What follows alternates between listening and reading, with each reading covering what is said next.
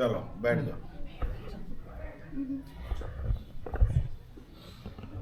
मंगलम भगवान वीरो मंगलम गौतम प्रभु मंगलम स्थूल भद्राद्या जैन धर्मोस्तु मंगलम।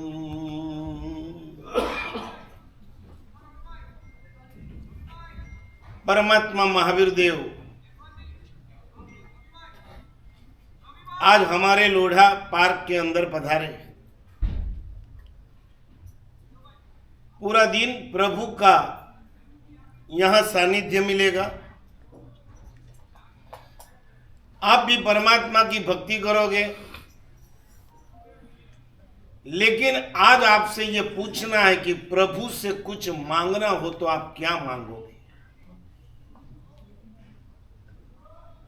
प्रभु तो देने को तैयार है, हम क्या मांगे? बोलिए। मोक्ष, स्वर्ग तो मिल गया है आपको। अभी जो भाई बोले कि हम स्वर्ग में तो आ गए हैं, अब सिर्फ मोक्ष, यहां से ऊपर जाओ तो मोक्ष ही है।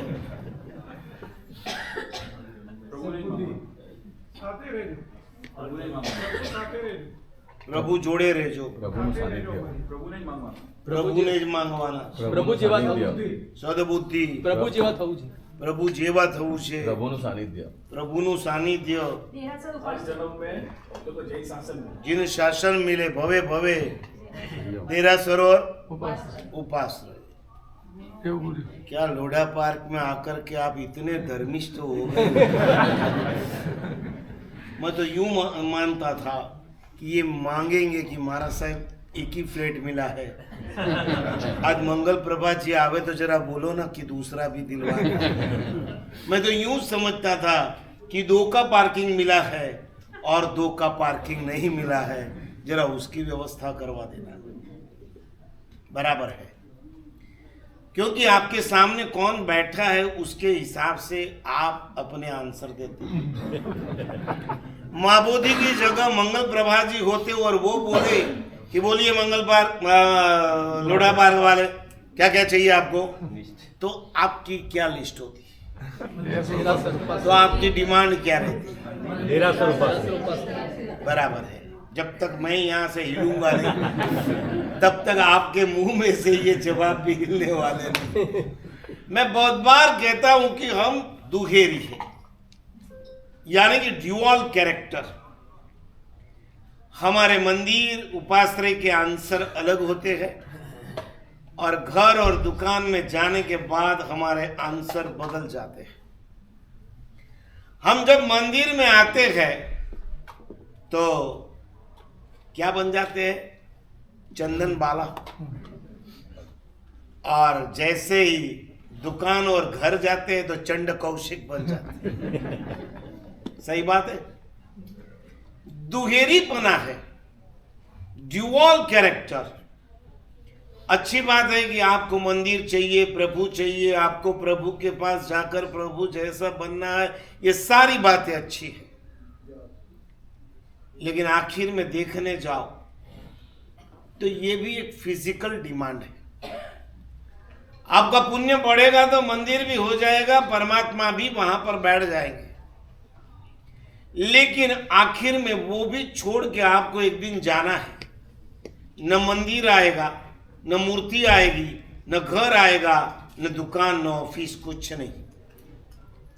आपके साथ यदि कुछ आने वाला है तो इस जन्म में आपने जिस गुण को उपार्जित किया है वही है। आज मैं आपसे ये कहना चाहता हूं कि जिस परमात्मा महावीर देव की आज आप भक्ति करने वाले हो, उस परमात्मा के पास क्या है? 3 चीज आपको बतानी है। एक, भगवान महावीर का चरित्र ठीक से यदि समझ लो ना तो दुनिया में कुछ समझने की जरूरत नहीं। वैसे भी देखने जाओ तो कौन से भगवान के शासन में है हम? महावीर। और मुझे ये भी बताओ, पूनम कौन से भगवान की करते हो? सबसे ज्यादा कौन से भगवान के पास जाते हो? कौन से भगवान की ज्यादा पूजा करते हो? कोई आदिनाथ, कोई मुनि सूरत, कोई नेमीनाथ, कोई पार्श्वनाथ। जल्दी से महावीर का नाम नहीं लेते। शासन महावीर का, हाँ, घर महावीर का, और हम आसपास में। ये तो ऐसा हुआ हमारी माँ को छोड़कर हम मासी की भक्ति कर रहे हैं। मौसी की भक्ति करो ना नहीं है, लेकिन माँ को छोड़कर मत करो। पहले माँ फिर मौसी। तो मेरी बात यह है कि परमात्मा महावीर का चरित्र यदि आपने समझ लिया, अब कुछ समझने की जरूरत। एक और 23 परमात्मा को रखो, एक और सिर्फ महावीर को रखो। किसका भार बढ़ेगा? महावीर का। चरित्र में देखने जाओ तो ऋषभदेव के चरित्र में कुछ कुछ मिलता है, फिर सीधा पार्श्वनाथ में आओ और उसके बाद थोड़ा सा नहीं मिला। बाकी सब परमात्मा ने क्या किया है? दीक्षा ली, थोड़े दिन की साधना की, क्या थोड़े साल की साधना की, केवल ज्ञान पाया और मोक्ष में चले गए। महावीर की साधना भले कम है, 12.5 साल की, लेकिन संघर्ष सबसे ज्यादा यदि किसी को करना पड़ा तो किसको करना पड़ा? भगवान महावीर के जीवन में से हमें 3 चीज मिलेगी। नंबर 1, साधना करो। क्या थी महावीर की साधना? 12.5 साल तक प्रभु जमीन पर बैठे नहीं, 12.5 साल तक प्रभु लेटे नहीं, और 12.5 साल तक प्रभु बोले नहीं। यह परमात्मा की साधना है। सिर्फ सुनने का नहीं है, कंपेयर करने का है। 12.5 साल तक प्रभु बैठे नहीं है, और हम प्रतिक्रमण में जैसे ही जाहिर हो संवत्सरी के दिन 40 लोगस ऊपर एक नौकार, हम खड़े होंगे तो फटाक से बैठ जाए। भाई महाराज 40 लोगस उभा ना कराए। प्रभु की साधना के साथ हमारे जीवन का कंपेयर करेंगे तो पता चलेगा कि महावीर की साधना क्या है और हमारी क्या। 12.5 मिनट तक हम खड़े नहीं रह सकते। हाँ, बाहर जाकर किसी के साथ गप्पा मारना है। पूछिए महिलाओं से, प्रतिक्रमण पूरा पक्षी का बैठे बैठे करेगी, लेकिन सब नीचे उतरने के बाद या बाहर निकलने के बाद कोई गाड़ी मिल गई, अच्छा टेका लेकर के आधा घंटा कहाँ निकल जाएगा पता भी नहीं चलेगा। तो ताकत तो है हमारे पास सत्व तो है, लेकिन इस सत्व को हम बाहर निकालने की कोशिश नहीं करते। महावीर की पहली साधना। वैसे कल्पसूत्र में तो बहुत सारी साधना बताई।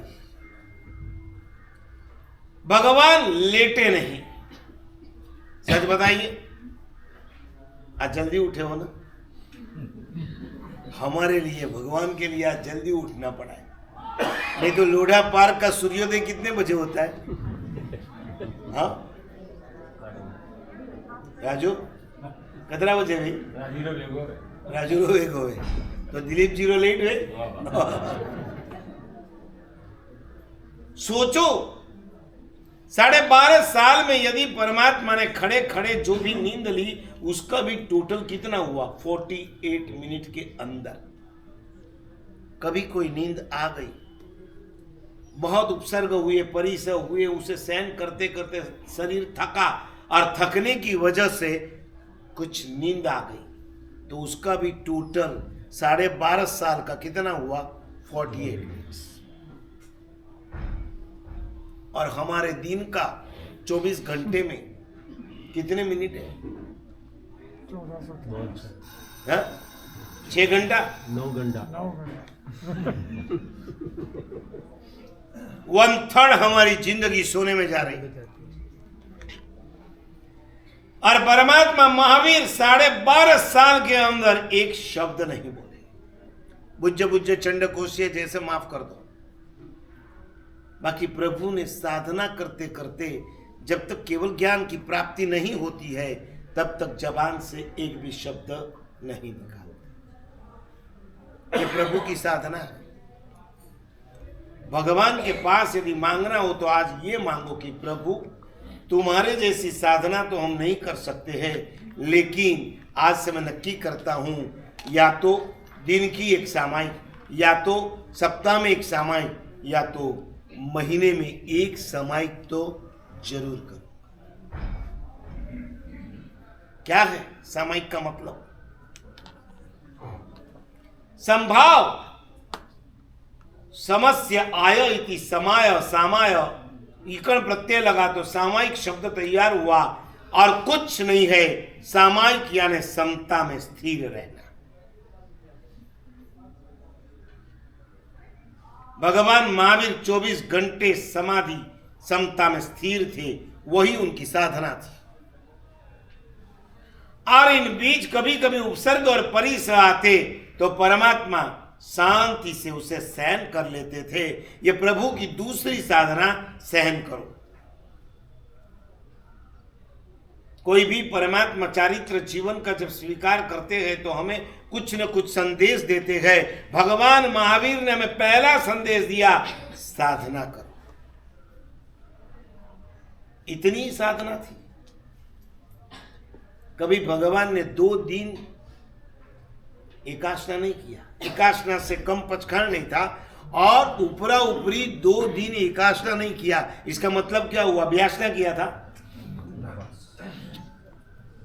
आज एकाशना तो कल क्या होगा? उपवास में भी भगवान ने अकेला उपवास कभी नहीं किया। मिनिमम क्या किया? छठ। कितने छठ हुए? 229। कितने छठ किए बेला? 229। उसके ऊपर तेला किया, उसके ऊपर 4-5 उपवास किए हैं। कभी प्रभु ने 15 उपवास, कभी मासक क्षमन, कभी 1.5 मासी, 2 मासी, 2.5 मासी, 3 मासी, 4 मासी, 5 और 25 दिन के, और एक बार कितने महीने के किए? अभी हमारे हंस रत्न सूरी जी, भगवान महावीर तो आपके सामने नहीं है ना, तो आप कहोगे वो तो महावीर स्वामी थे, वो तो चौथे आरे में हुए, वो तो पहले संगण वाले, वो तो पहले संस्थान वाले, उनका तो सत्व अड़िक था, वो तो तीर्थंकर थे। कितने बहाने बताओगे? अभी 3 दिन पहले ही जिन्होंने आपके सामने पारणा किया है वो हंस रत्न सूरी जी तो आपके सामने ही है ना। वो तो देवलोक से नहीं आए हैं ना, सीधे टपक नहीं पड़े ना।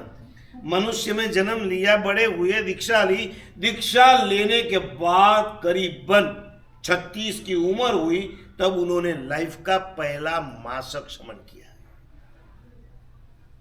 भगवान महावीर की साधना जब पूरी हुई 42 की उम्र में, इन्होंने 36 की उम्र में चालू की और आज 57-58 पिछले 22 साल में उनका जो रिकॉर्ड है वो तो पता है ना? बोलिए जरा। एक पता है, मासक क्षमन 100 मासक क्षमन। કિશોરભાઈ હજી ઊંઘ ઉડી નથી આપણી, ગાટકો પરથી વાળાએ તો હજી વહેલા ઉઠવું પડે ને। 100 मासक क्षमन। इन बीच एक बार गुणरत्न संवत्सर, एक समौसरण तप, एक महाभद्र तप, इनके अलावा छोटे मोटे तप और साथ 7 बार कितने महीने के उपवास? पिछले 480 दिन में 424 उपवास, और इसके बीच 3000 किलोमीटर का विहार। बंबई से अहमदाबाद गए, अहमदाबाद से महाराष्ट्र होकर के वापस बंबई आए, बंबई से वापस हमारे साथ पूना आए, पूना से वापस बंबई आए। टोटल 3000 से भी ज्यादा किलोमीटर का विहार इस 480 दिन में। ये तो हमारे सामने है। साधना क्यों नहीं हो सकती बताइए? क्योंकि हमारा प्रमाद ज्यादा है। हमारा सत्व कम नहीं है, हमारा प्रमाद ज्यादा है। प्रभु हमें संदेश देते हैं कि इस देह को आप जैसा मोड़ दोगे वैसा वो मुड़ेगा। छोटी सी उम्र में आज भी बाय बर्थ रात्रि भोजन नहीं करने वाले बच्चे आपने देखे हैं, मैंने देखे। जिस दिन उसका जन्म हुआ उसी दिन से उबाला पानी और उसी दिन से रात्रि भोजन नहीं किया, ऐसे बच्चे आपने देखे हैं? आपने नहीं देखे, हमने देखे। आपको लगेगा कि वो माँ वो बाप कितना क्रूर होगा। बच्चे को रात को भूख लगती होगी तो भी खाना नहीं दिया, वो क्रूर है। तो आप कौन हो? अपने बच्चे बड़े होने के बाद भी जमीन कंद वगैरह उसके घर के अंदर, उसके पेट के अंदर यदि जाए तो भी हम कुछ ना कहे, वो क्रूर है। हम कौन है? वो एक जन्म के लिए उसे परीक्षा दे रहे हैं, उसे तैयार कर रहे हैं, और आप अपने बच्चे को अपने ही हाथ से दुर्गति की ओर भेज रहे हो। कौन क्रूर है?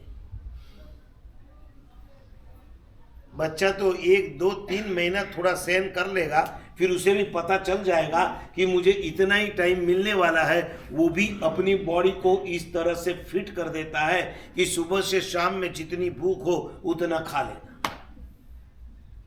गुजरातीમાં કહેવત છે, ઊંઘ અને આહાર વધાર્યા વધે અને ઘટાડ્યા ઘટે। प्रभु हमें संदेश देते हैं कि साधना करो। यह जन्म सिर्फ पैसे के पीछे पागल बनने के लिए नहीं मिला है। यह जन्म परिवार के पीछे पागल बनने के लिए नहीं मिला है। यह जन्म सिर्फ प्रतिष्ठा खड़ी करने के लिए नहीं मिला है, और यह जन्म सिर्फ दौड़ने के लिए नहीं मिला है।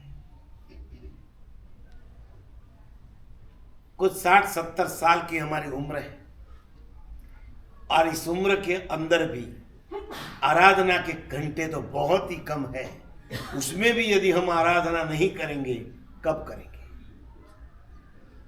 कोई कहता है कि अभी नहीं महाराज साहब, वोती वोती, हाँ पूजा करो अबार नहीं वोती, समय करो अबार नहीं वोती, हाँ पौषध करो, उपद्योन करो, नवाणु करो, अबार नहीं वोती। वोती बोले वोती मंजे केवा कदी कतरा साल जाए वोती आवे।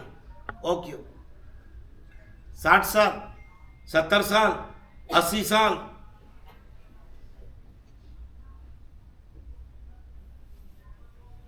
परलोक में जाने का यदि निश्चित नहीं है, पता है कब जाएंगे?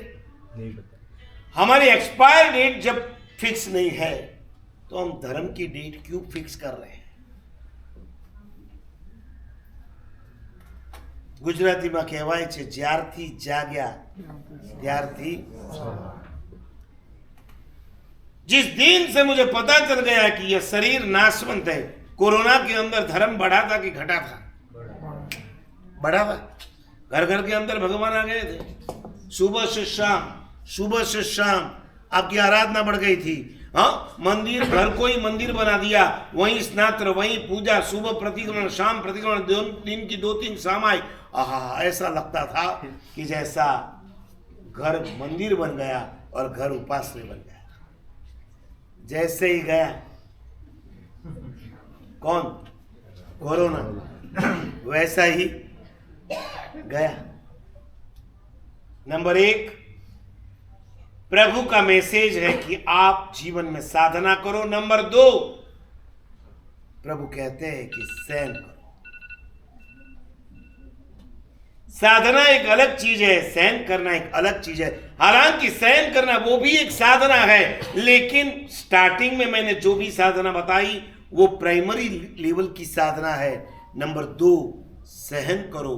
प्रभु का एक दूसरा मैसेज कि आप अपने जीवन में जितना भी संघर्ष हो उसमें संघर्ष को बढ़ा करके कर्म बंध ना करो, लेकिन उसे सहन करके कर्म का क्षय करो। जरा बताइए, भगवान ने 12.5 साल की साधना की उसमें उपसर्ग कितने हैं? भगवान महावीर का तो आपको पता ही होगा ना चरित्र, कब से स्टार्ट हुआ। 12.5 साल में पहले ही दिन से प्रभु को उपसर्ग प्रारंभ हो चुका है, पहले ही दिन। चारित्र लेकर के भगवान जैसे ही कुमार ग्राम के अंदर गांव के बाहर खड़े गए और रात को ग्वाला आया और ग्वाला ने कहा कि मेरे 2 बैल संभालना, मैं अभी आता हूं। और जब वापस आया दोनों बैल गायब है और वो भी ढूंढ के आया, कहीं बैल ना मिले और अपने ही रास लेकर प्रभु को मारने के लिए दौड़ा है। 30 साल तक यह पांव जमीन पर रखा था प्रभु ने। 30 साल तक भगवान ने कौन सी साधना की?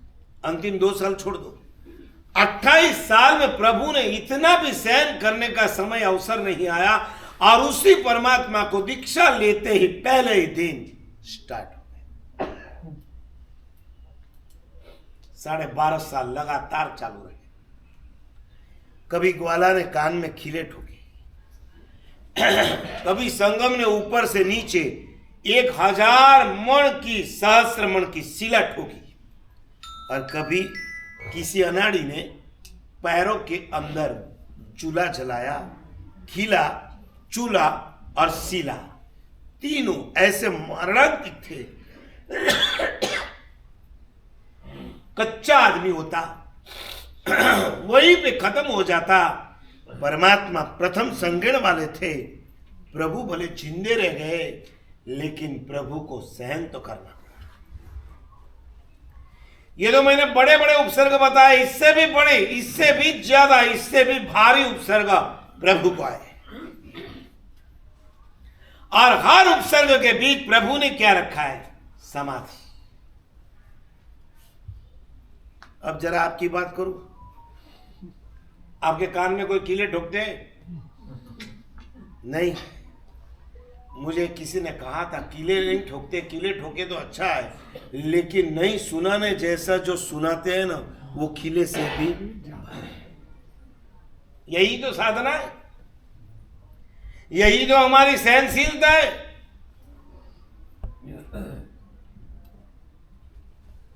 मैं किसी का नहीं सुनूं, मैं भले दूसरों को सुना दूं।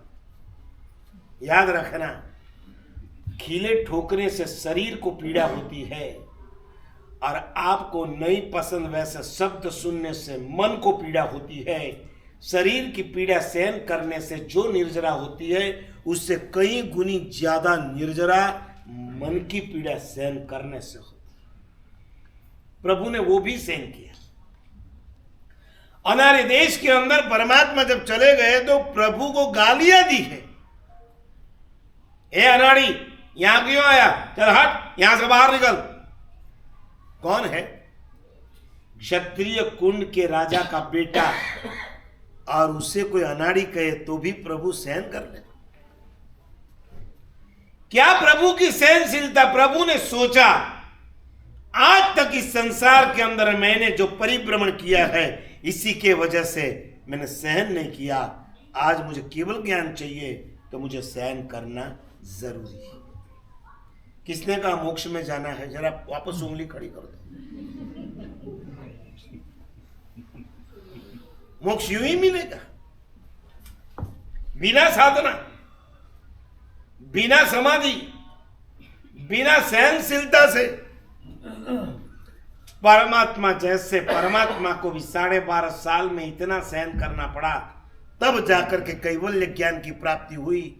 और हम चाहते हैं खावत पीवत मोक्ष में जाओ।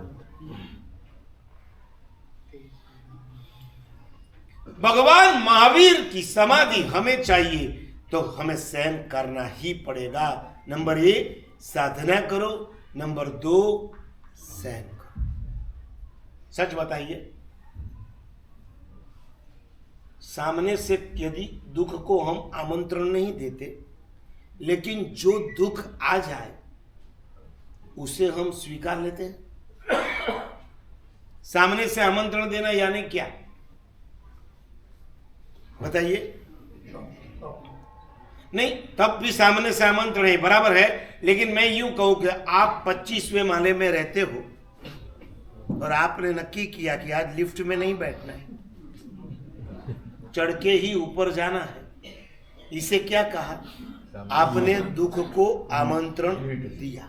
ओके, वो यदि आप नहीं कर रहे हो, लेकिन आज लिफ्ट बंद हो गई, अब आपने तो आमंत्रण नहीं दिया लेकिन वो आया, अब आपको चढ़ना पड़ेगा। चढ़ते समय सीढ़ी के ऊपर पांव रखते समय हर समय आपके मन में विचार क्या आते? आज आने दो, लोढ़ा जी को आने दो। वो क्या? कमेटी है, कमेटी। हाँ, कमेटी को पकड़ो। क्या ध्यान रखते हो? मेंटेनेंस तो पूरा लेते हो और सर्विस तो पूरी मिलती नहीं है। ये कि आप ये भी सोच सकते हो, वैसे तो मैं चढ़ने वाला नहीं था, भगवान तूने कृपा कर दी कि चलो इस तरह से भी थोड़ा सा कष्ट तो देने को। याद रखना, सामने से आमंत्रण दो, उसे खुमारी कहते हैं। और जो आपने आमंत्रण नहीं दिया लेकिन वो खुद आ गया और आपको चढ़ना पड़ता है, उसे लाचारी कहते हैं, मजबूरी कहते हैं ना, मजबूरी का नाम। आप चढ़ो वो खुमारी और आपको चढ़ना पड़े वो लाचारी। हमें यदि चढ़ना ही है तो क्यों खुमारी से ना चढ़े, लाचारी से क्यों चढ़े? डॉक्टर मना करे आज आपको कुछ खाना नहीं है और आप बिना खाए रहे, और हम आए और कहे कि आज प्रभु पधारे हैं, राजू भाई ले लो आज उपवास का पचखान, आज घर प्रभु पधारने वाले हैं और आप ले लो, तो दो में कुछ अंतर है।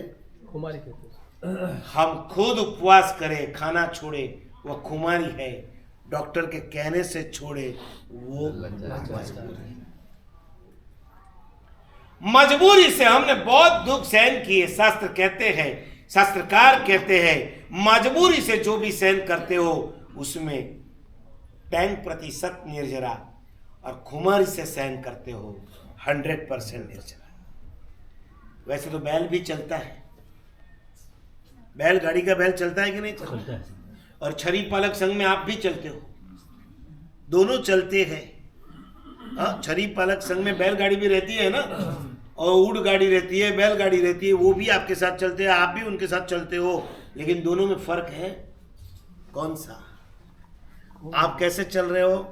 खुमारी से। और वो क्यों चल रहा है? लाचारी से। सहन करना ही है तो क्यों मैं खुमारी से ना सहन करूं? प्रभु ने हर एक उपसर्ग खुमारी से सहन किए। प्रभु को नाव में से बाहर निकालने के बाद प्रभु के पास पैसे मांगे, प्रभु के पास पैसे नहीं थे, तो नाविक ने कहा इस रेत के ऊपर खड़े रहो।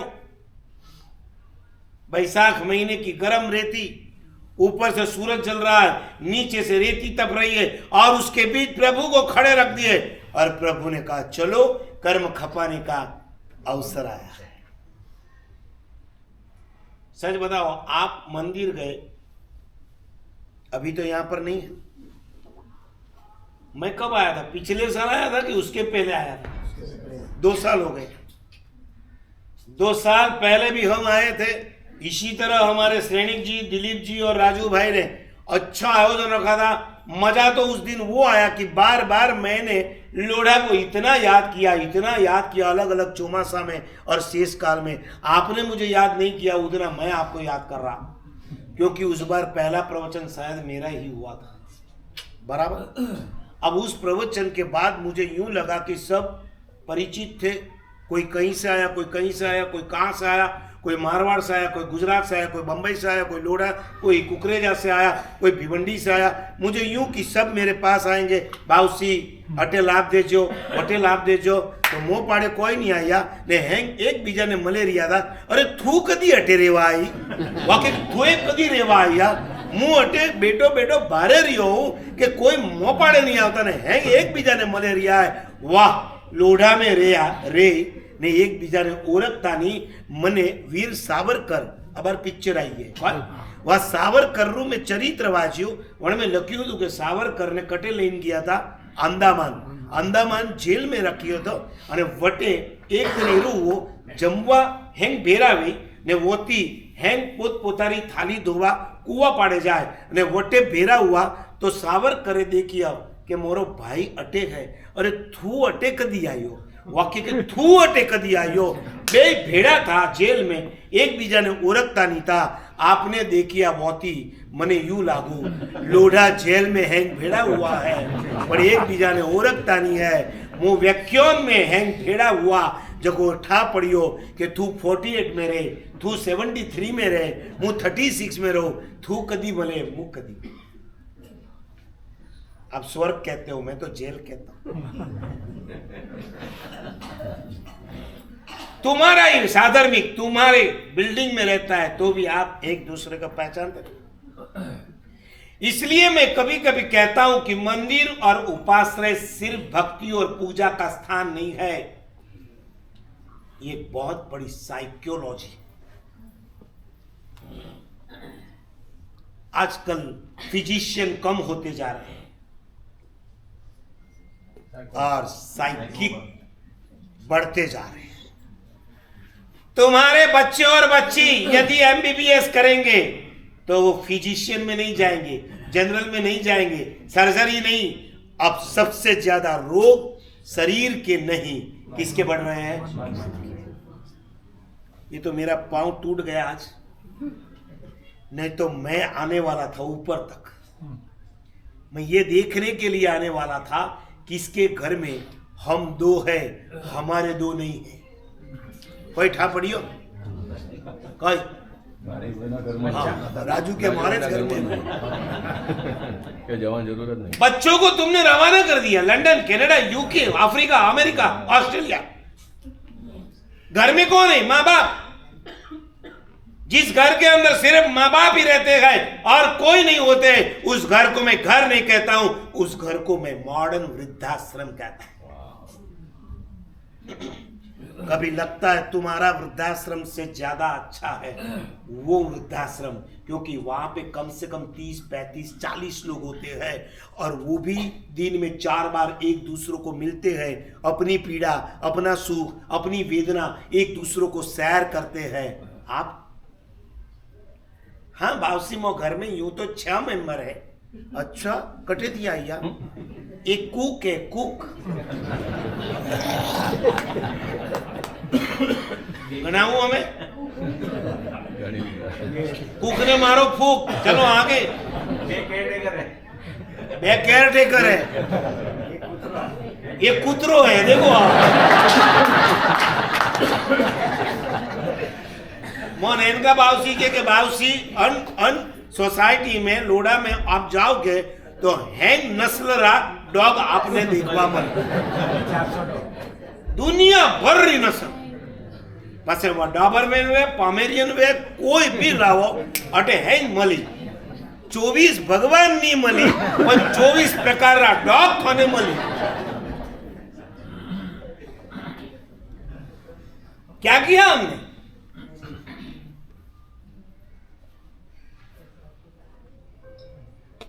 मंदिर और उपाश्रय ऐसे साधन है कि जहां पर एक दूसरों को मिलने से शास्त्र में लिखा है एक साधर्मिक को जब आप मिलते हो आपकी आंखों भर आती है ना वो आपका सम्यक दर्शन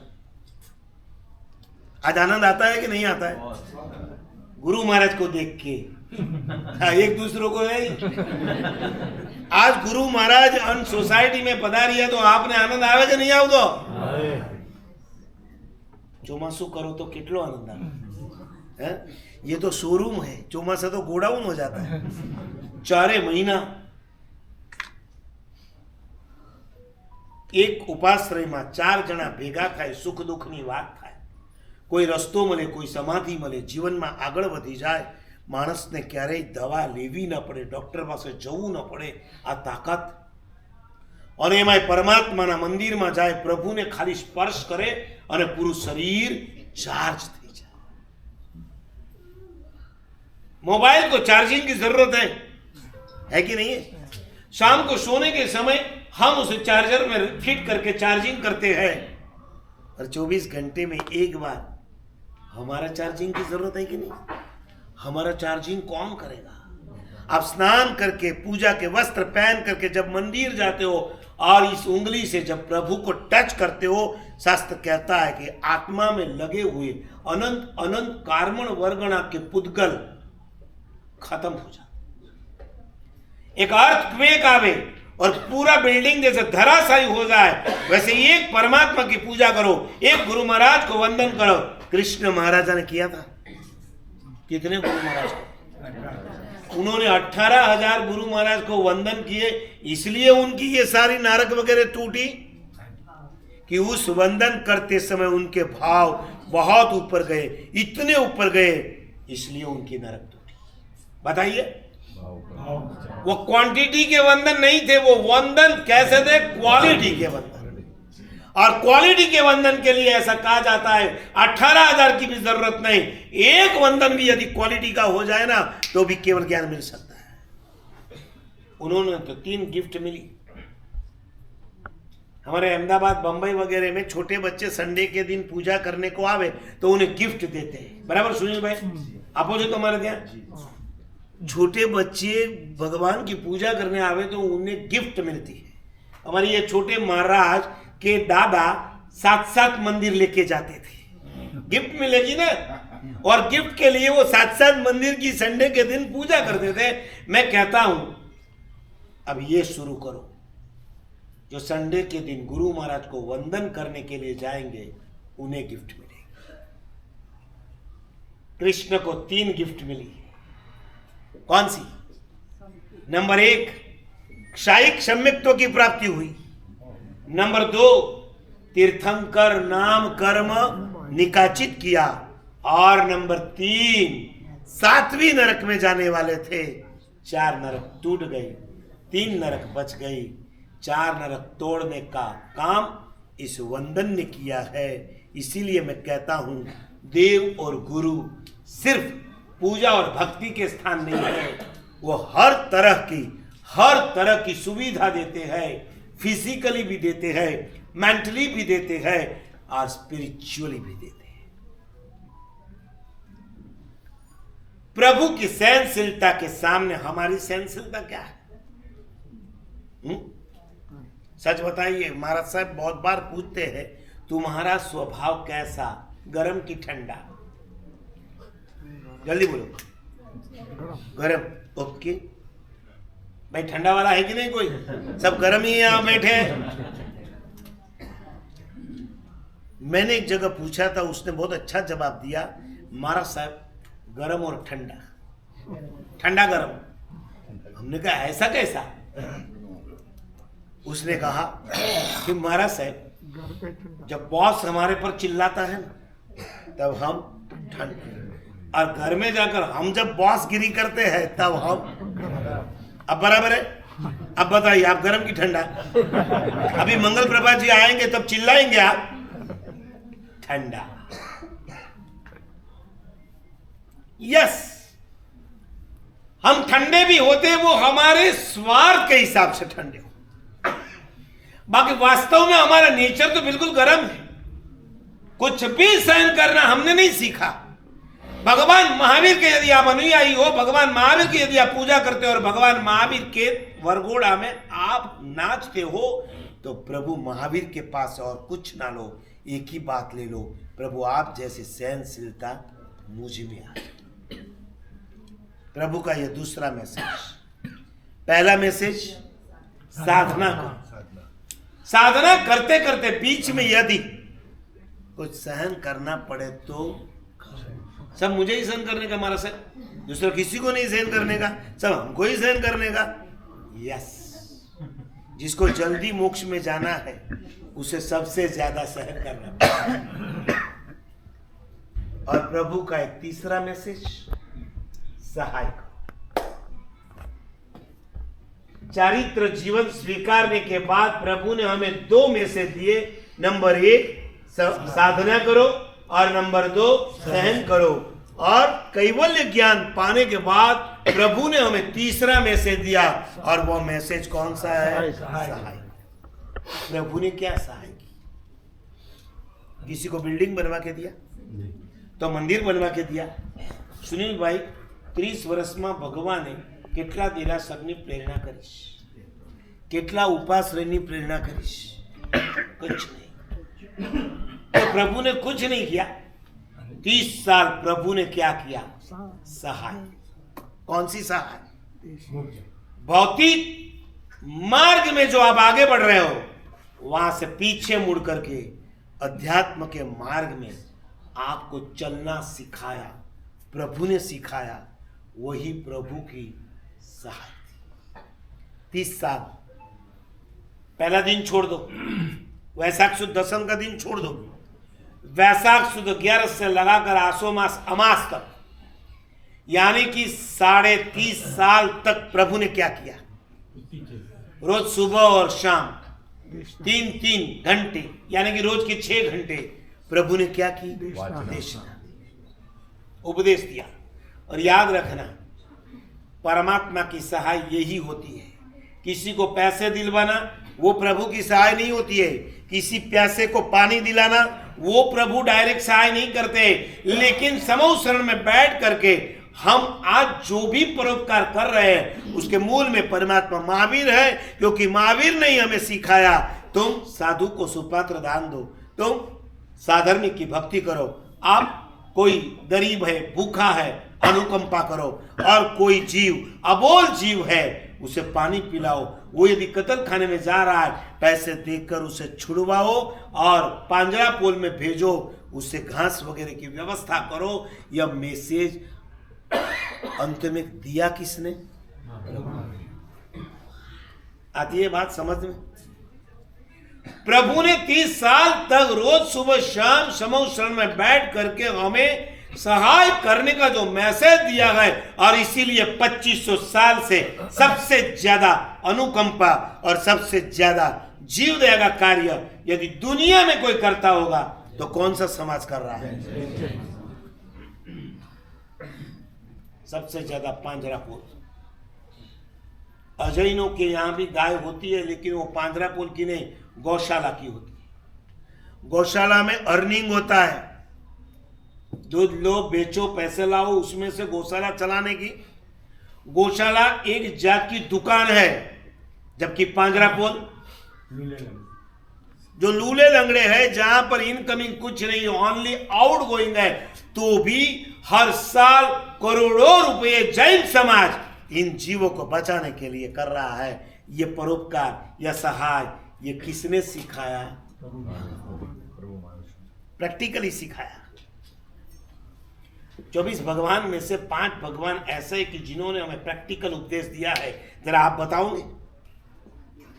करुणा रखनी चाहिए, यह प्रैक्टिकल उपदेश दिया है। आप बताओगे कि मैं बताऊं? 24 भगवान के नाम आते? बाउसियडे के भगवान इसनी है तो कटे थी नौ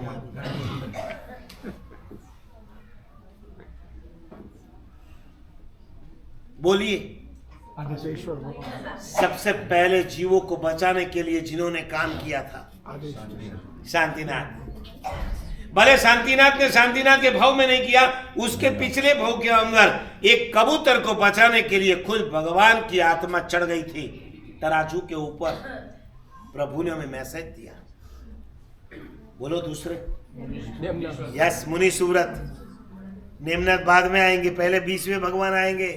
उन्होंने क्या किया? एक रात के अंदर 60 योजन चल करके किसको बचाया? घोड़े को बचाया। घोड़ा यज्ञ के अंदर उसका होम हवन होने वाला था, उसे बचाने के लिए प्रभु एक रात में 60 योजन चले। बोलिए तीसरे। नेमिनाथ। कहां बचाए? शादी के दिन शादी करने आए थे और साधु बनकर। क्यों? देखा कि मेरी शादी में मेरे लिए ही ये सब, इन जीवों को मार करके मुझे शादी का सुख क्या मिलने वाला है? और प्रभु ने सारथी से कहा रिवर्स लो, सबको छोड़ दिया। प्रभु मैसेज दिया। चौथे भगवान उन्होंने क्या किया? वाह, सांप को बचाया, खुद जाकर के कहा कि निकालो इसमें से। और पांचवें उन्होंने किसको बचाया? उन्होंने भी सांप को सामने से गए। प्रभु ने बुझ बुझ चंड कोशिया कहकर के उसे प्रतिबोध तो किया, लेकिन 15 दिन तक प्रभु वहीं खड़े रहे और उन्हें समाधि देकर परलोक में भेज दिया। यह प्रभु ने सहाय की। प्रभु की यह तीसरी साधना है। मैं यहाँ पर बैठे वाले साधर्मिक बंधुओं से कहना चाहता हूँ कि आपके जीवन में यह 3 मैसेज प्रभु के आत्मसात हो। नंबर 1 साधना करें, नंबर 2 सहन करें और नंबर 3 सहाय करें। साधना कैसे कर सकते हैं? भले रोज आप इकट्ठे ना हो सको, लोडा पार्क में 125 कितने घर होंगे जैनों के? 250 पूरा ग्रुप बन गया। मैसेज जाता है यस। तो एक मैसेज अब ये चालू करो हर संडे। सैनिक भाई, हर संडे हमारे श्रेणिक जी ने भिवंडी के अंदर मॉर्निंग पाठशाला गच्छाधिपति की प्रेरणा से चालू हुई और वर्षों तक चलाई। उनके पास अनुभव है, आयोजन है, माहिर है।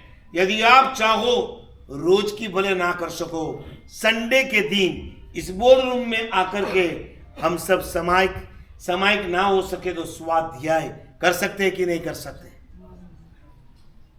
यह साधना रोज करनी चाहिए। चलो रोज नहीं कर सकते हैं तो वंस इन अ वीकली एक सामायिक चालू करो।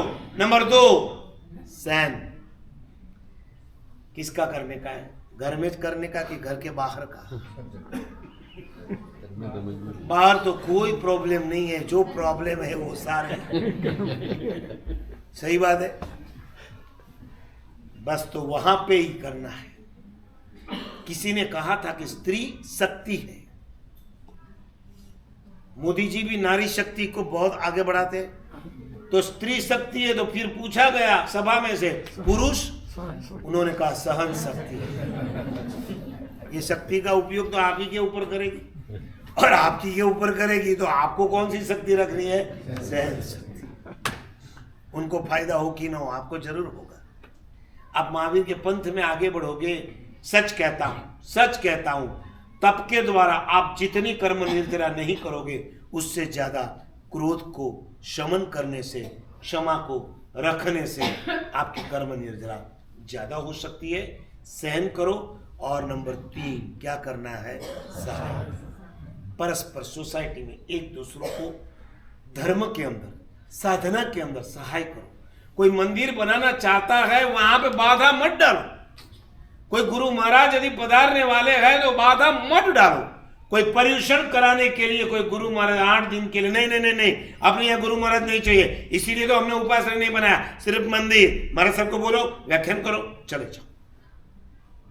ऐसी बात है मत डालो। जो मंदिर और उपासना की बाधा डालेगा, कान खोल के सुन लेना।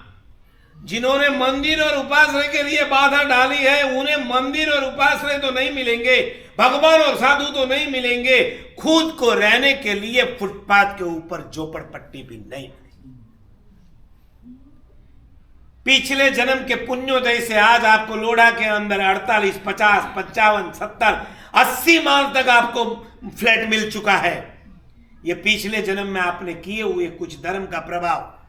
इस जन्म के अंदर यदि आपने रोड़ा डाला, बाधा डाली, गत जन्म का पुण्य इस जन्म में भुगत लो। इस जन्म का जो नया कर्म बंद होगा वो अगले जन्म में जब उदय में आएगा तब पता चलेगा कि मैंने क्या किया था। हो सके तो सहाय करो, नहीं तो कम से कम कहीं बाधा मत डालो, वो भी बहुत बड़ा परोपकार है। प्रभु का यह 3 में से हमारे जीवन में आवे। आज तो भगवान मेहमान बन करके आए हैं।